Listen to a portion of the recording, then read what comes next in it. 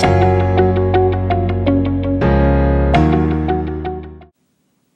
everyone, I'm Amit. I'll be your mentor for this program of test series. In this video, we are going to discuss this paper, the first paper of this test series that has just taken place.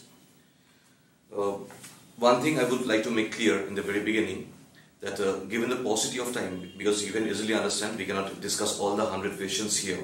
If we try to discuss all the 100 questions, the video will become too lengthy. It will at least take 3 to 4 hours, which may not be visible for most of you. In fact, since you are viewing online, so that may become difficult. So what we are doing is, we are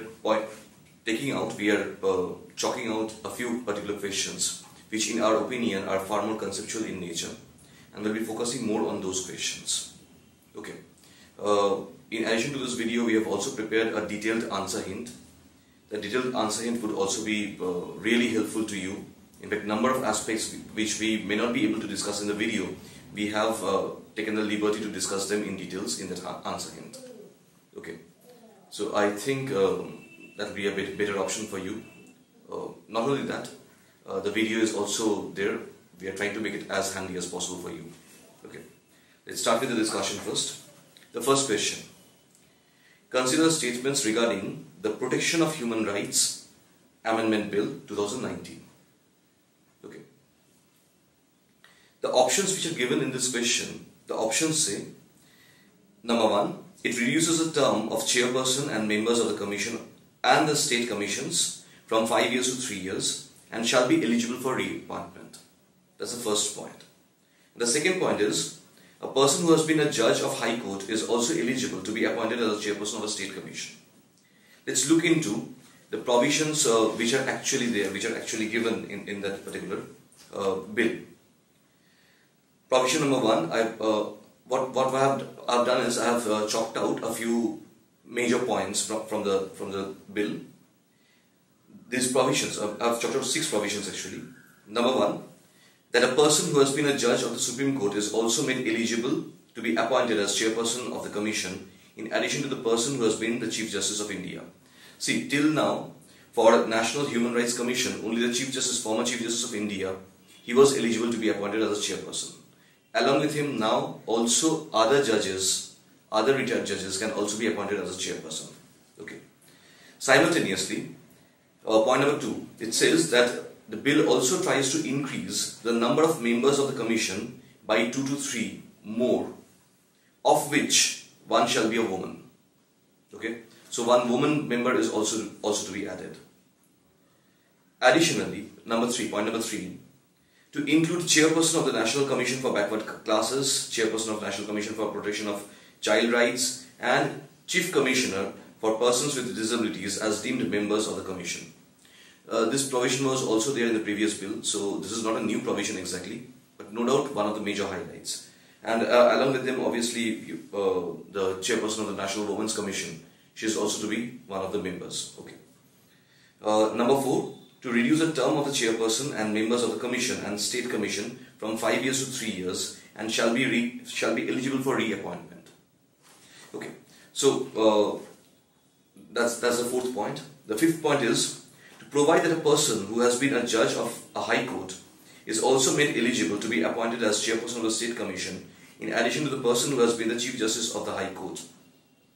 And number 6, to confer upon state commissions the functions relating to human rights, relating to discharge by union territories, other than Union Territories of Delhi, which will be dealt with by the National Commission. That means, say for example, Andaman Nicobar Island Group.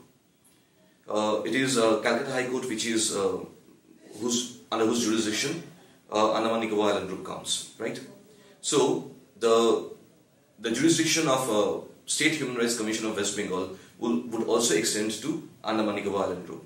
Similar in case of Daman Diu or in case of Pondicherry, right? That way the things are going to happen. And as for Delhi, it's the National Human Rights Commission who is going to look after Delhi. Clear? From these provisions only, we can easily understand that both the points here, the point number 1, that is, it reduces the term of the chairperson and members of the commission and state commissions from 5 years to 3 years, that's absolutely true. On the other hand, a person who has been a judge of the High Court is also eligible to be appointed as chairperson of the State Commission. That is also true. Both of these changes have been made in this recent bill. Clear? Now I'm looking at the second question, question number 2. Question number 2 talks of FATF, Financial Action Task Force. At first I'm looking at the provisions given in the question. The provisions say that FATF was established by United Nations. All member states of UN are members of FATF. Recently, FATF has placed Pakistan in the blacklist. Now, none of these are true. Why? It was in 1989 in Paris when the summit of G7 was taking place. That G7 member countries, they only formed FATF. Okay. Now, who are the members? Those G7 members plus EU plus 8 more nations. A total of 16 nations who are members of FATF. Okay, as such. But FATF, their regulations they try to regulate all the countries. But as for members, well, that was the primary membership. And additionally, as for the issue of Pakistan is concerned, in 2016, FATF had put Pakistan into grey list. In the last FATF meeting that took place in January, we all know that Pakistan has been given an ultimatum that if they don't abide by, we know that Pakistan has not been abiding by 21 of the 27 regulations given by FATF to Pakistan. So they have given an ultimatum to Pakistan that by September, if they don't abide by all these 21 regulations, then they may put Pakistan into blacklist. Okay. So whether in terms of the membership, the formation, first formation, no, FATF is not part of UN. It was formed by G7. Number 2, member states of UN, no, it's not about UN membership. It's more about the G7 countries. Then came the EU, European Union, and 8 more member nations. And as for Pakistan, we also know what happened. Clear? As for question number 3 and 4, I would suggest I would preferably avoid it here. The answer of 3 is D. Okay, and the answer of 4 is C. I'm not detailing the 2 questions because in our opinion, these 2 questions, they are far more factual in nature. Rather, I'm jumping into the next question, that is question number 5. Question number 5 reads, consider statement regarding Consumer Protection Bill 2019. Okay, and it gives us 2 particular points. What are these points? Number 1, the aim is to protect the rights of consumers and settlement of consumers' dispute in a short time, in an effective manner. Okay, and number 2, for the first time there will be an exclusive law dealing with the product liability. We know that this particular bill, this draft, it's actually replacing nearly a 3-decade-old the Consumer Protection Act, which was passed in 1986.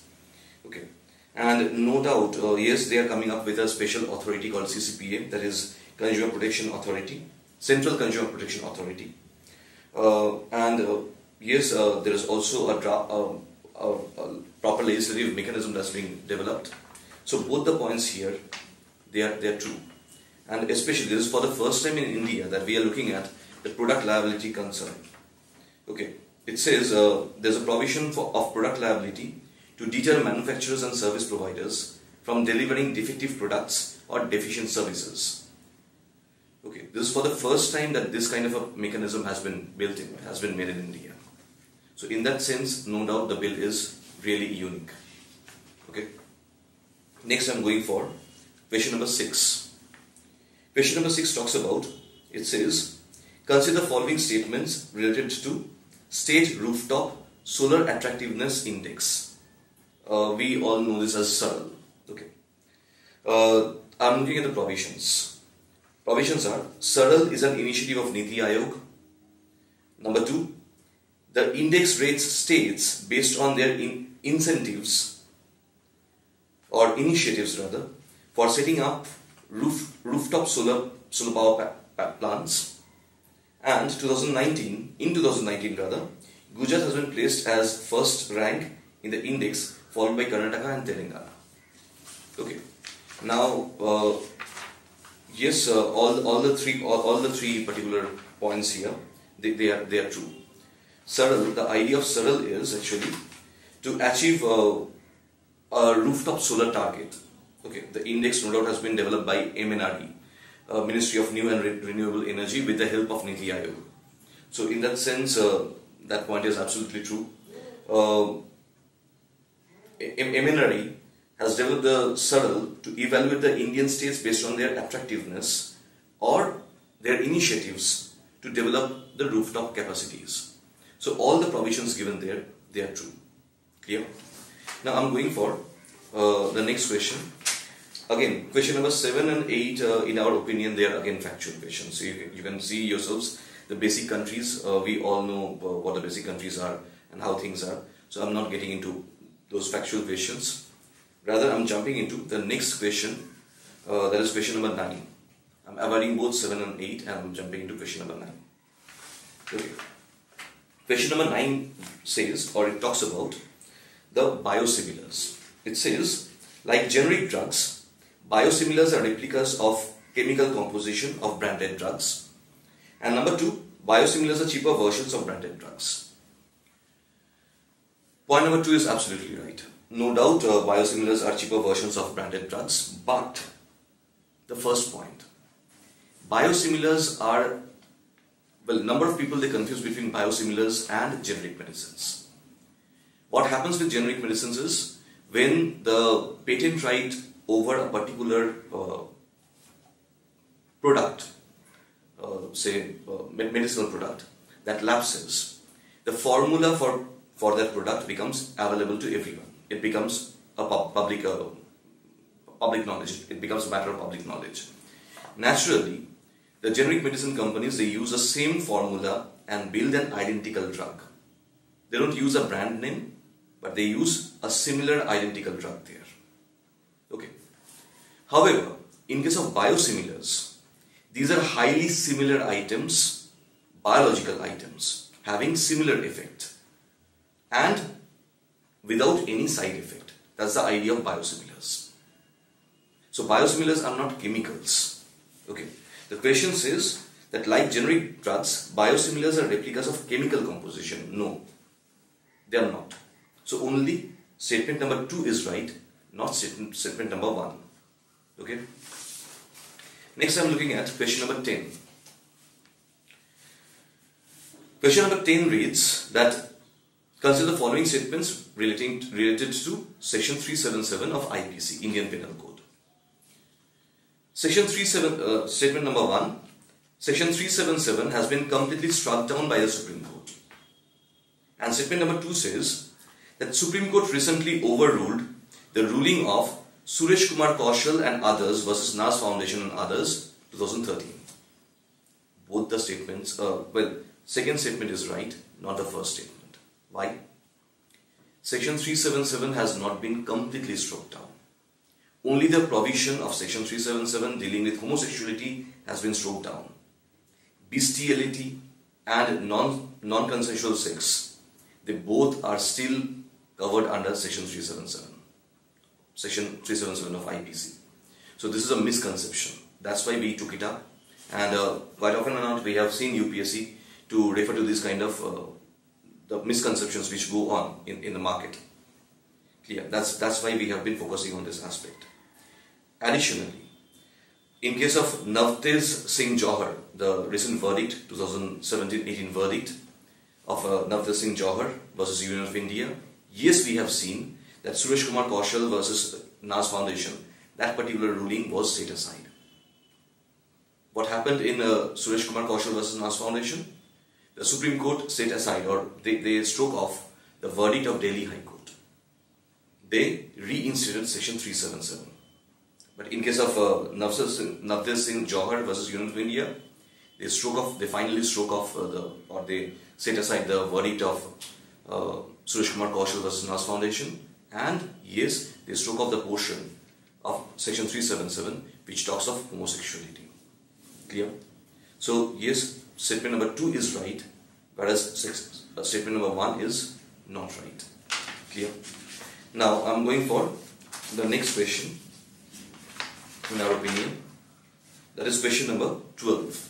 I'm overlooking question number 11. Again a factual question. Obviously we will prefer to avoid them. Okay. what is written in question number 12? It talks about participatory guarantee scheme. Okay, what is participatory guarantee scheme?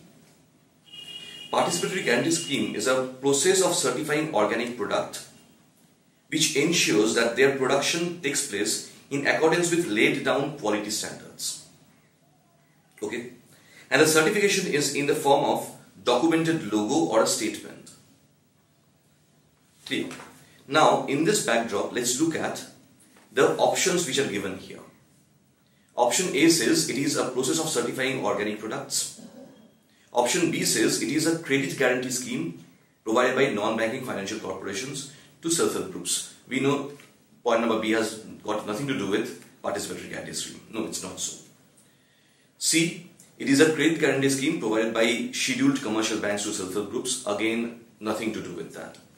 And D, it is a scheme to provide mechanized farm equipment to small and marginalized farmers on rent at minimum deposits. Again, I'm again reading I'm again looking at the basic idea of participatory guarantee scheme.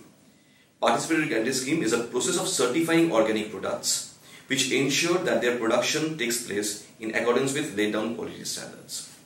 So it's primarily a certification process, clear, which is clearly mentioned in option number A. So obviously we can go for elimination process and easily we can stroke off all the next 3 points, whether B, C or D, and we know that A is the right answer. At times we have to go for this kind of elimination processes. Okay. Next, I'm looking at question number 15.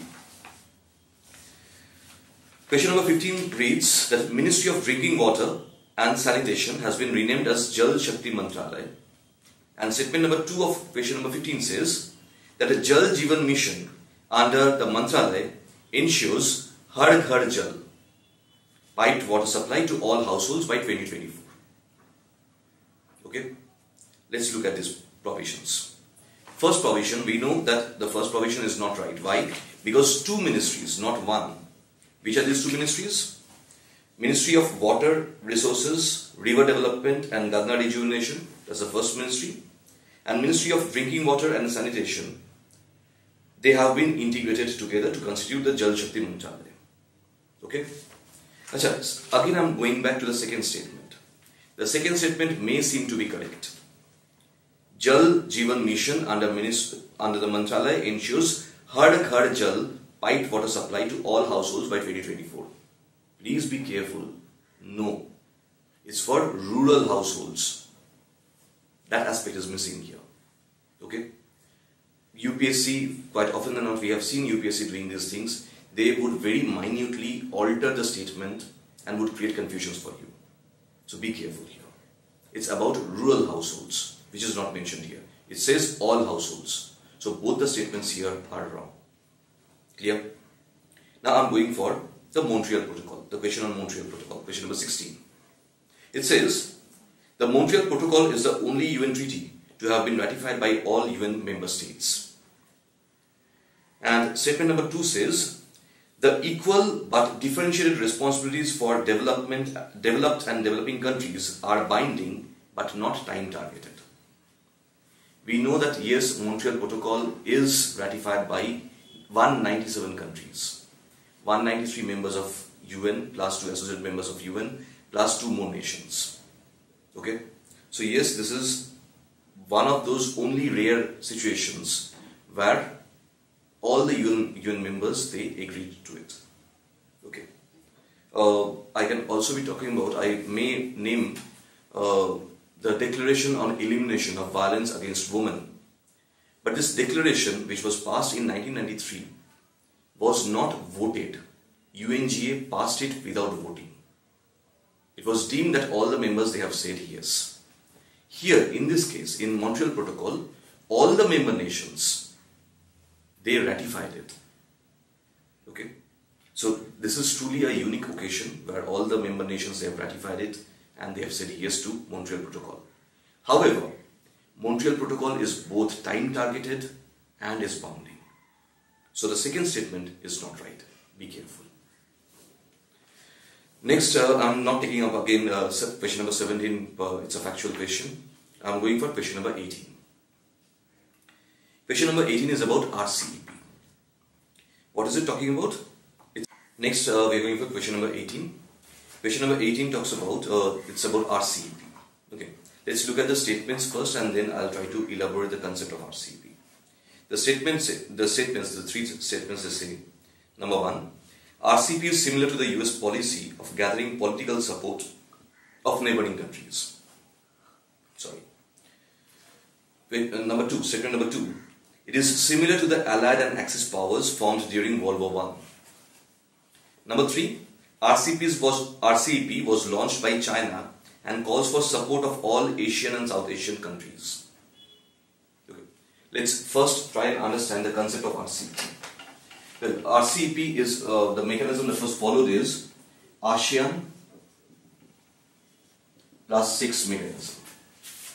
That's the basic idea. What is ASEAN plus 6? The 10 member nations of ASEAN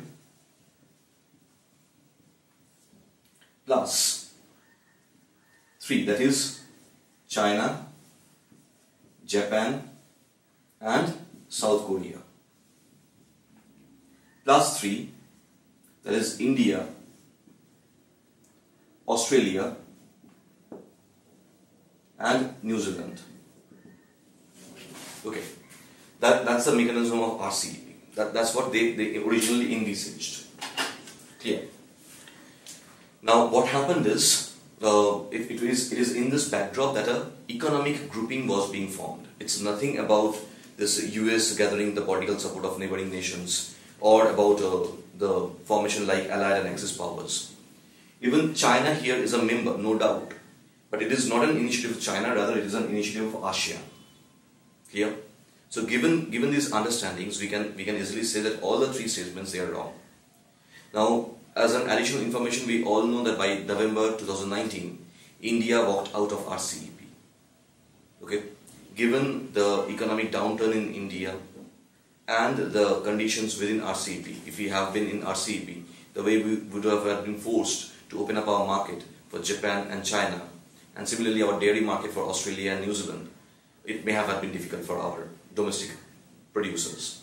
So, and especially in this condition of economic downturn. So given this, yes, India decided to walk away from RCEP. Okay. However, be careful. Both India and ASEAN, they have kept their options open. Okay. India or ASEAN, they have not closed the door. In future, they may agree to a revised version for themselves. Okay. So right now, though India has moved out, but the door is not completely shut down. That's the position. Next, again, I'm skipping question number 19. I'm going for the question number 19 is on eutrophication. It's so many times on various platforms. The topic of eutrophication has been discussed. I'm actually avoiding that any further. Rather, I'm going for question number 20. Question number 20 says that the special report on the ocean cryosphere in a changing climate is published by. Now, as such, this seems to be a factual question, but there are some additional informations available. I will suggest you to look into that additional information. What is it? It is no doubt it's IPCC. It's an International Panel on Climate Change who went for this. The International Panel on Climate Change special report on the ocean and cryosphere in a changing climate. It was approved on 24th of September 2019. That's why it's in news. So be careful. And this has been approved by 195 IPCC members. Okay.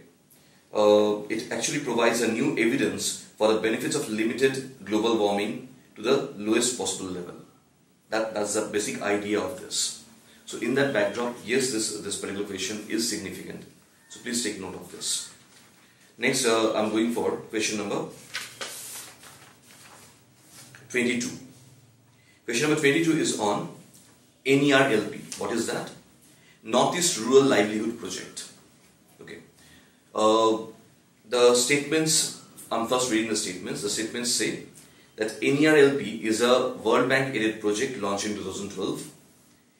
Number 2, the project empowered rural poor and improved livelihood of Mizoram, Nagaland, Tripura, Sikkim, Assam and Meghalaya. And statement number 3 says, this skills development and placement program is implemented by Ministry of DONIER, Development of Northeastern Region. Okay. Now, no doubt it is a World Bank project, but implemented only in 58 blocks of 4 states. Okay. I will be looking at the additional information. I would like to share you those informations. It's practically covering 3 lakh rural households in 1,645 villages in 58 blocks. As I said, and only in 4 states, not in all of the states. Which are these states? Mizoram, Nagaland, Tripura and Sikkim. Assam, Arunachal Pradesh and Meghalaya. These 3 states are not covered under NERLP. Okay.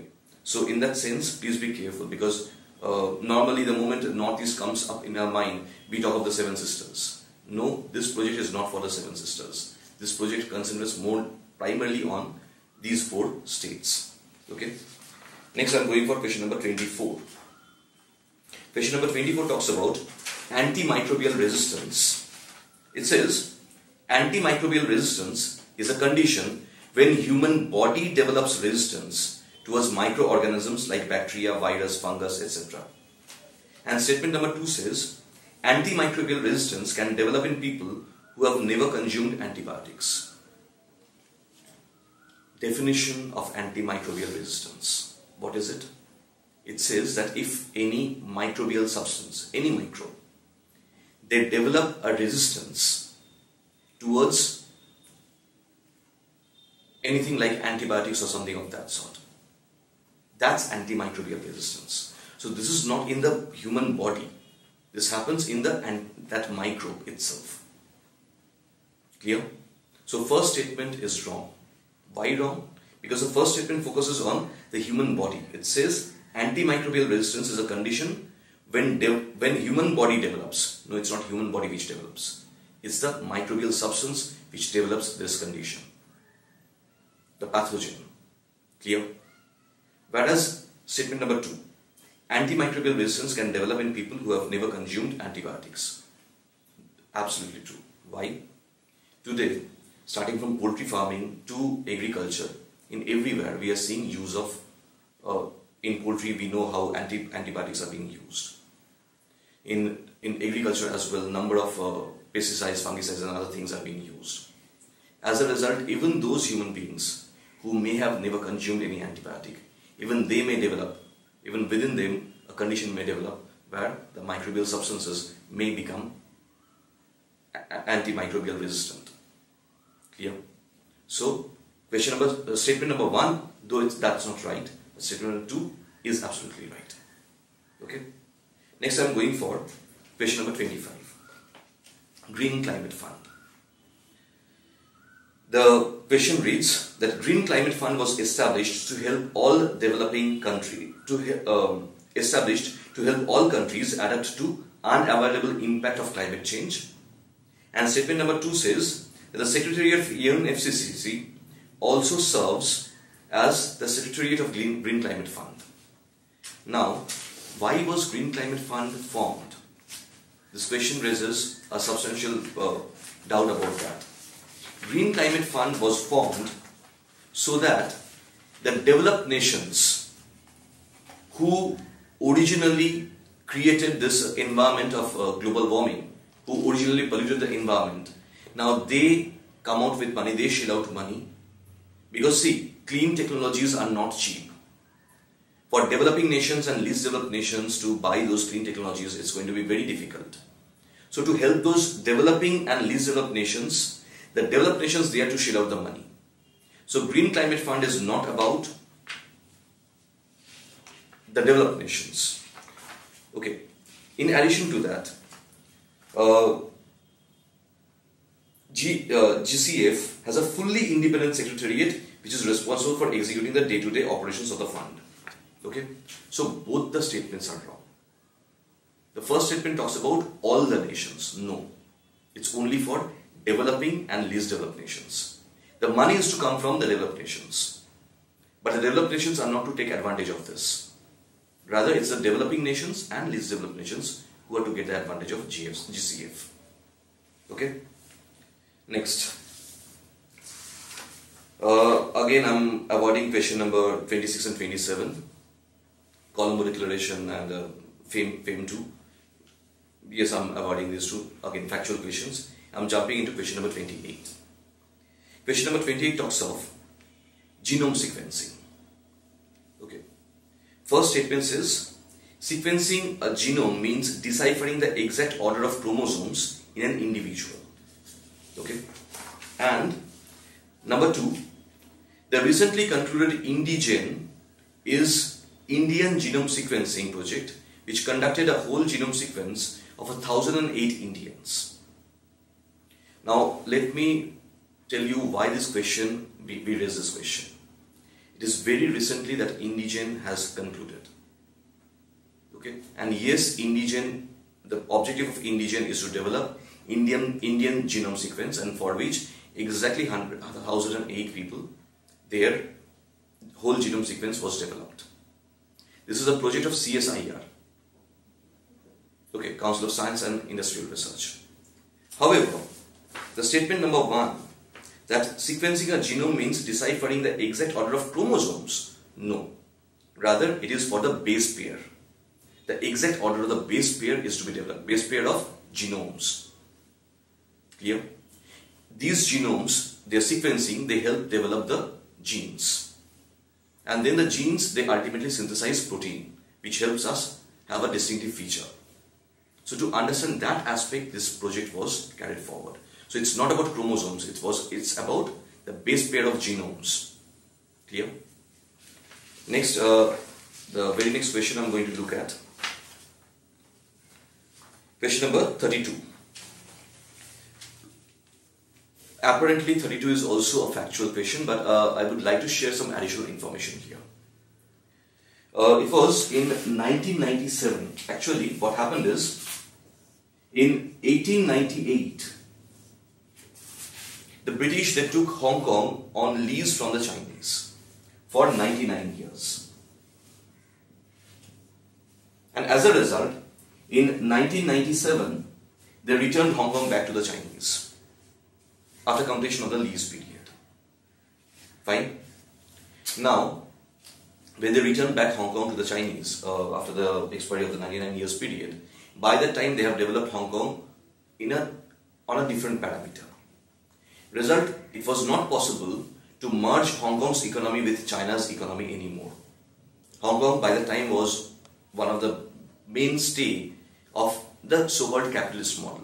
I would say market-oriented model. I would not say capitalist-oriented model. I would say market-oriented model. Okay. On the other hand, Chinese economy, they were primarily based on the communist model. Clear? We know of HSBC, Hong Kong and Shanghai Banking Corporation, and so many other organizations. Hong Kong practically became one of the major financial hubs under the British. So as a result, it was not possible to merge Hong Kong with China, or to merge Hong Kong's economy with Chinese economy. Result, yes, this one country, two system policy was followed there, or is still being followed there in China and Hong Kong. And we know recently there was a revolution in Hong Kong, and the protest movements which are going on. Because of that, Hong Kong was in news. So given that, we took up this question. Okay. So this is exactly the mechanism how UPSC raises the questions. Okay. So I would suggest you to look into these things very carefully, very crucially, to understand how things are happening. Okay. Next, I'm going for question number 35. Question number 35 talks of the IRNSS, Indian Regional Navigation Satellite System. Okay. What are the two questions? Two statements here.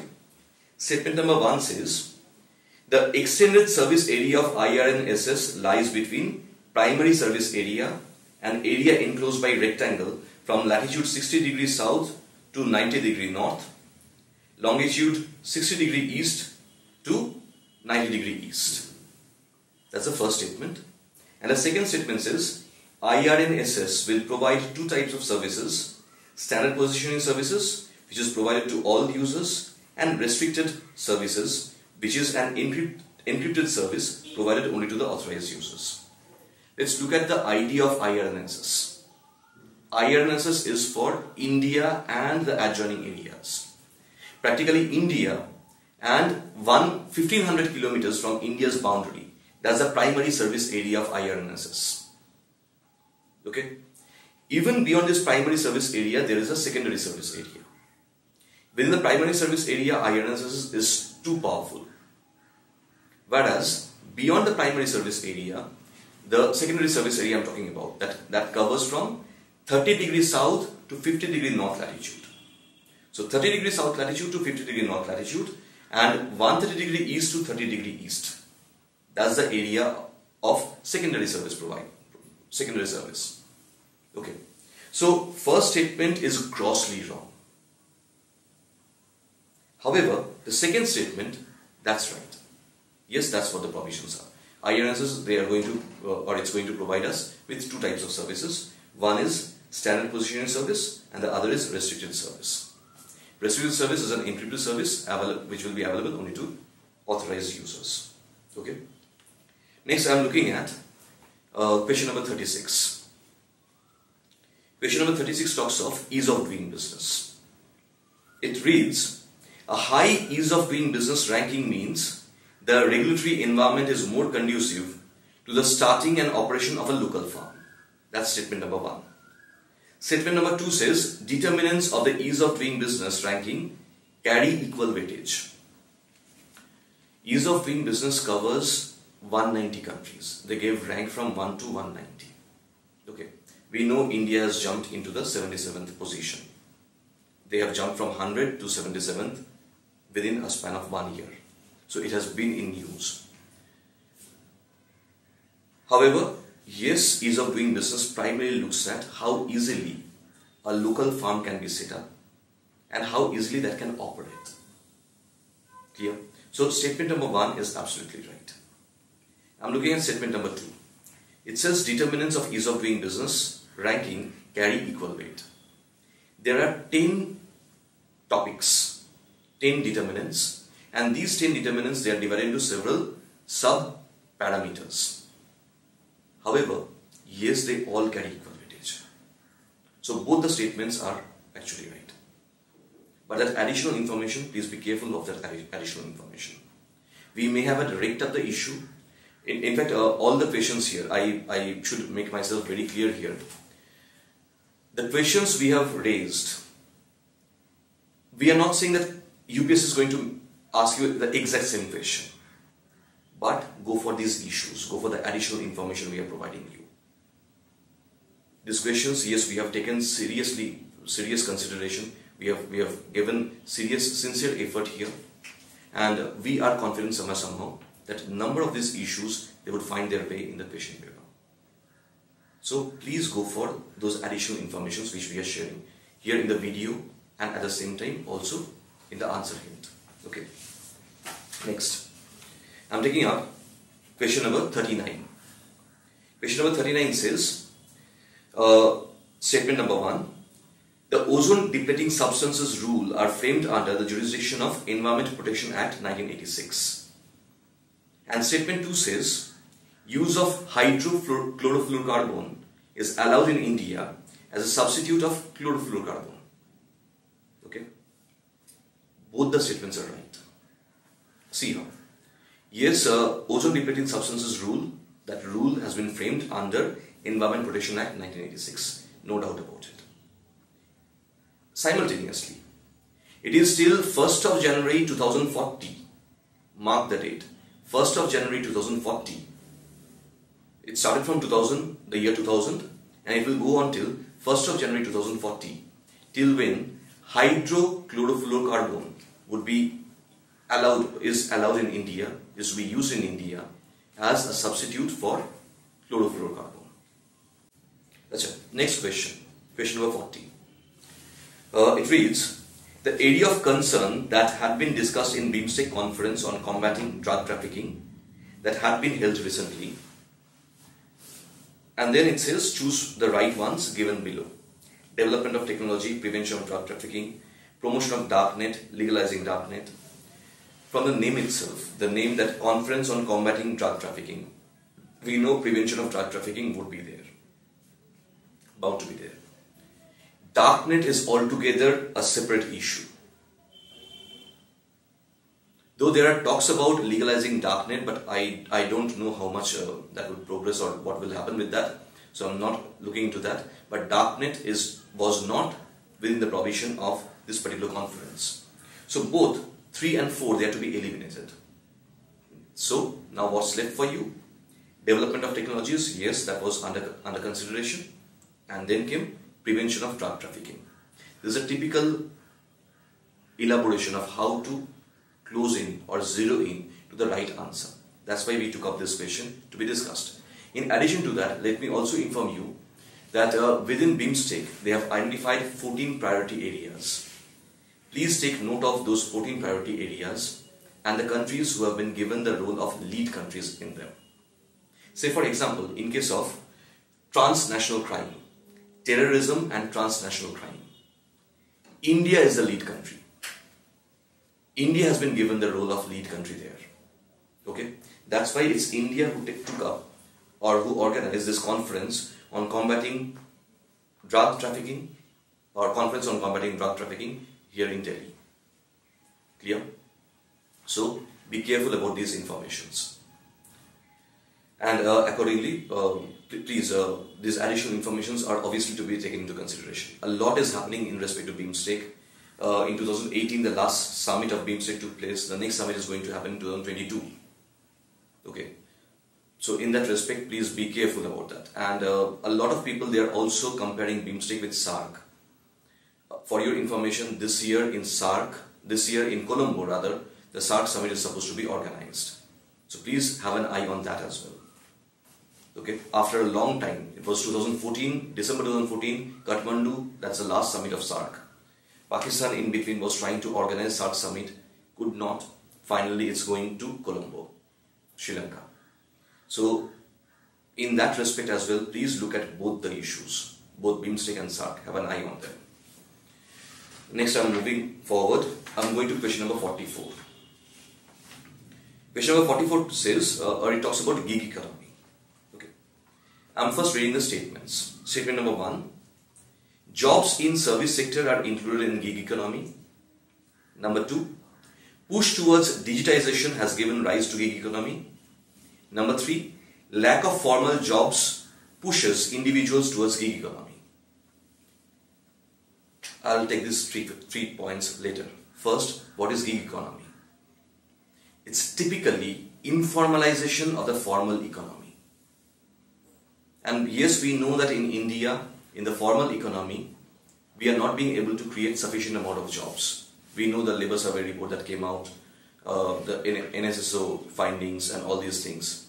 As a result, we are absolutely clear about how we are not being able to create sufficient amount of jobs. And as a result, yes, there is a rise in gig economy, or government is also pushing towards going for gig economy. Okay, it's typically informalization of the formal sector. Okay, and then in that backdrop, all the three statements here are correct. Yes, jobs in service sector are included in gig economy, no doubt. This push towards digitization that has also helped gig economy to rise. And lastly, the lack of formal jobs, yes, they have pushed individuals towards gig economy, no doubt. Now, after question number 44, I'm jumping to question number 46. Question number 46 is about ocean acidification. It says, statement number 1, ocean acidification refers to the decrease in the pH of the Earth's ocean due to uptake of pollutants like sulfur dioxide, nitrogen oxide, phosphorus. And statement number 2, increase in atmospheric carbon dioxide levels lead to decrease in concentration of carbonate ions in oceans. Let's look at ocean acidification. What is the phenomena?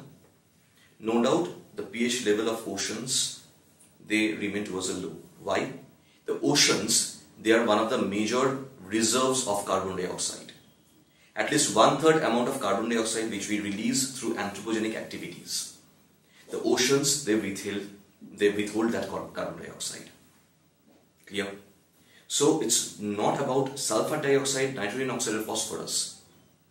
No, that's not the reason why ocean acidification or these things or the pH level is reducing. No, it's more because of the increased amount of carbon dioxide that we are emitting right now.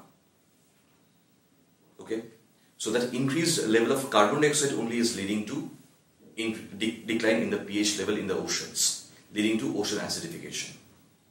And in the oceans, because of this dissolved carbon dioxide which remains in water, we see formation of carbonic acids and bicarbonates along with carbonate ions. But since the amount of carbon dioxide has increased too much, the kind of anthropogenic activities we are doing, as a result of that, there is a rise in amount of emission of carbon dioxide. As a result, more than formation of carbonate ions, what we are seeing is that carbonic acid, the proportion of carbonic acid and bicarbonates, they have increased. So statement number 2 is right, but not statement number 1. Statement number 1, it talks about sulfur dioxide, nitrogen oxide and phosphorus. No. Concentrate more on carbon dioxide concentration. Clear? Now I am going for question number 50. Question number 50, it talks of the BOD and the COD. Biological oxygen demand and chemical oxygen demand. Okay. What is biological oxygen demand? The definition. Biological oxygen demand is the amount of oxygen that is required to disintegrate, actually. To disintegrate the amount of biological elements present in water. Okay. So in that backdrop, let's look at the statement here given in respect to biological oxygen demand. The statement says biological oxygen demand measures the amount of food that bacteria can oxidize. Absolutely true. That's practically how it operates. No doubt. COD, that is chemical oxygen demand. It says chemical oxygen demand is the total measurement of all chemicals in the water that can be oxidized. I'm adding something here. All chemical means whether organic chemicals or inorganic chemicals. They both. Both the statements are right. Clear? This is practically the two definitions of these two terms.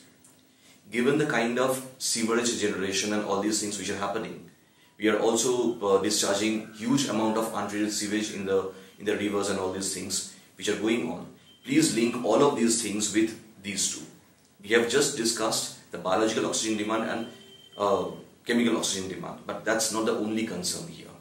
I would like to ask you to look at the holistic picture, starting from treating of sewage to anaerobic treating of sewage to all these things. They should also be taken into consideration. Okay, the anaerobic treatment of sewage and all these things. We know in trains, biotoilets have been installed, right? Favorable bacteria are used to convert that the excreta there, human excreta there, into to disintegrate that. Okay, so these are anaerobic processes. So what we are trying to do, we are trying to bring down the level of BOD and COD in the water bodies, so that the water bodies, they don't become derived of oxygen, and as a result, aquatic life can survive. But with the huge amount of affluents, untreated sewage which we are discharging in the river waters or the water bodies, as a result of that, what's happening? BOD level and COD level, they are increasing, and as a result, the process of this biological disintegration and chemical oxidization, they are only absorbing the dissolved oxygen in the water, and as a result affecting the aquatic life cycle. So in that respect, the holistic topic is to be considered, please. Or else the question may seem to be very simple. But I would like to focus on the holistic issue here. I wish I have been able to sufficiently emphasize on that aspect, because that's the area what we are looking at. See, we can raise one area. Now you have to cover the area holistically. If you don't do that, the purpose will be defeated. The purpose of the test series is never to just to focus on these questions only. We cannot say, no one can say that, well, we are raising this question is going to be asked by UPSC. Never so. But the holistic issue we are covering, that holistic issue may be raised. That we can say. Okay. Next, I am jumping to question number 53. Question number 53 is about declining population of vultures. It says, which among the following is the reason for the deteriorating number of vultures in India? A. Scarcity of food availability. B.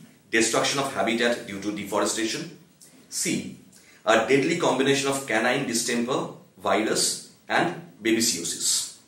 And D. Drug used by cattle owners to treat their cattle. This issue has been going on for last 8-9 years and it's still continuing. A particular drug I have been naming here called diclofenac. Okay. Diclofenac came as a godsend to the cattle herders, to the dairy farmers and all. Why? It's a non-steroidal drug which is anti-inflammatory in nature. Result, it tremendously helps in muscular pains and all these things of the cattle. And simultaneously it's very cheap. It's very good for the cattle herders or the cattle farmers, dairy farmers. But diclofenac is deadly for vultures. The indiscriminate use of diclofenac that has been going on is one of the primary reasons for the decline in the number of vultures. Okay, so D is the answer, and the issue of diclofenac, that's what we are raising here. Okay, next. So please be careful. This question can also be asked in a different way. We are never saying what the question we are giving here is the question. We are not giving you any suggestion, but we are trying to highlight. We are trying to check out how much prepared you are in respect to the significant topics, the topics which are significant for this year's examination. That's what we are trying to check out here. Now we are going for question number 55. Question number 55 talks about, or it says, it talks about coalition for disaster resilient infrastructure. Okay, it says, consider the following statements related to the coalition for disaster resilient infrastructure. Statement number one, it has developed through consultation of all members states of UN. This is question, statement number one. Statement number two says, it aims the achievement of the objectives enshrined in the Sustainable Development Goals. And statement number three, CDRI, okay, Central Drug Research Institute, India, would conduct only country-specific activities. Which of the above statements are correct? These are correct. Now, assume we don't know anything about the first two statements. One thing for sure, CDRI, which is Central Drug Research Institute, they cannot be the only country-specific. They cannot be the only organization to do a country-specific research here, because the topic is about coalition for disaster resilient infrastructure, and you're talking about CDRI, Central Drug Research Institute. We are typically showing how to go forward with elimination method. UPSC at times they go for this kind of questions. Clear? So 3 is absolutely wrong. I'm telling you, say you do not know about statement number 1 and statement number 2, but your logic will help you understand that statement number 3 cannot happen. Now just eliminate all those options where statement number 3 is mentioned, and see, out of A, B, C, D, only D is the one which is not using statement number 3. Because A says 1, 2, 3, B says 2 and 3, and C is 3 about, only 3, right? So be sure that, this is a typical method how to approach the questions, how to go for elimination method. Next, I'm going for question number 57. It reads, it's about greenhouse gases. It reads, consider the following statement related to greenhouse gases. Number 1, CO2 survives in the atmosphere longer than methane. Number 2, greenhouse flux is responsible for keeping the earth warm. And number 3, GHGs absorb shortwave infrared radiation. Number 1, We know about the carbon sinks. We also know about how the ocean acts as a reserve for 1/3 amount of carbon dioxide we emit. So, CO2 cannot survive in the atmosphere longer than methane. It will be absorbed either by the ocean or by the carbon sinks. Yes, it will lead to ocean acidification, no doubt.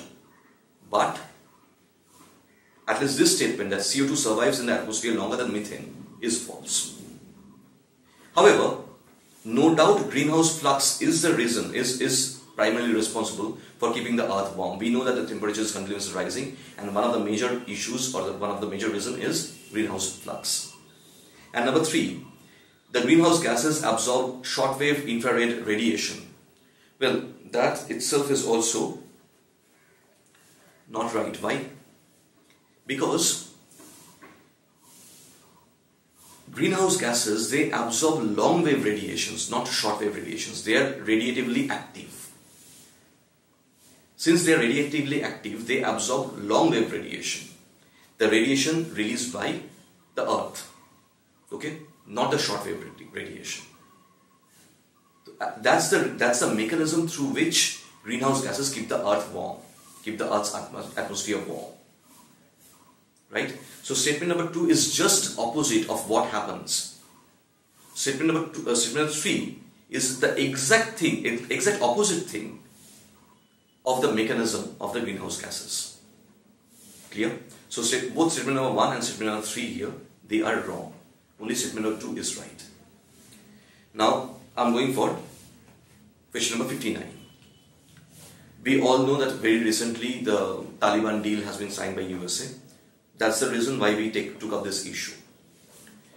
Let's look at the statements first, the 3 statements first. Number 1, the deal involves all stakeholders involved in the process in Afghanistan. Then, statement number 2, India has been officially involved in the peace deal. And statement number 3, the peace talks was called off by the US President in 2019. Now, were all the stakeholders invited? Where was Afghan government? Right? They're the biggest stakeholders right now. November 2019, election took place in Afghanistan. Ashraf Ghani is going forward with his second term, and he has been elected by the people of Afghanistan. But they were not part of this. Simultaneously, India was invited very late to be an observer there. But India was invited. Qatar invited India to be an observer there, and India's ambassador in Qatar, he went there to be an observer. So yes, India was officially part of this. So statement number 1 is wrong, but statement number 2 is right. Now what about statement number 3? Yes, we know that a secret deal was supposed to be signed between Zalmay Khalilzad and the Mullah Biradar group of Taliban in Camp David in 2019. But all of a sudden we saw Donald Trump to make a tweet and say that he is calling off the deal. We didn't knew of the deal initially. The deal was kept secret. But all of a sudden we saw Donald Trump to tweet and announce that we cannot go forward with a deal with Taliban. So yes, in 2019, once they have tried this already. And then finally in 2020, the thing happened. But when it happened, yes, not all the stakeholders were paid party here.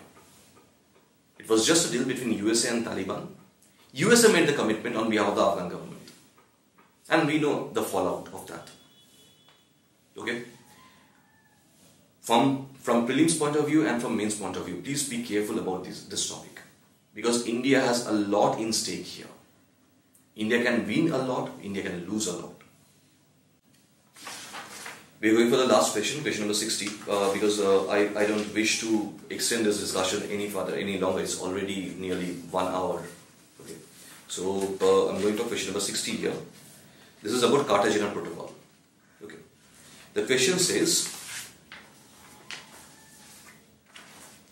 statement number 1, Cartagena Protocol aims to protect human health and the environment from the possible adverse effect of the products of modern biotechnology. Statement number 2, it is an additional agreement to the Convention on Biological Diversity. And number 3, It prohibits the import and export of harmful living modified organisms, or LMOs, from one country to another. Let's look at the convention first. Well, no doubt, Cartagena Protocol on Biosafety Cartagena Protocol on Biosafety to the Convention of it is a part of Convention on Biodiversity. No doubt about it. Fine. So in that sense, no doubt, statement number 1 is right. It is about that. Statement number 2. It is an additional agreement to Convention on Biological Diversity. That too is right. But the last point, that it prohibits the import and export of harmful living modified organisms. That's where the problem is. We have changed just one word. It regulates, it does not prohibit. It gives us a holistic procedure how to export and how to import living modified organisms, LMOs. It does not prohibit that. Clear? We have just changed, we have tweaked in one sense, we have just changed one word. And we tried to see how you react to this. Okay? So, that's question number 60.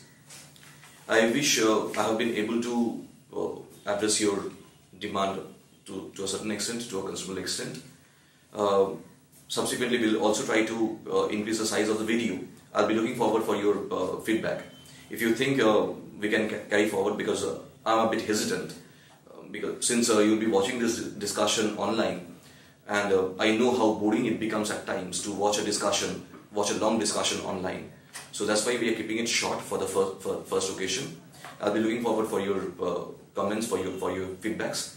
If you're okay with a longer discussion, from the next video onwards, we'll be going for longer discussions. That's all.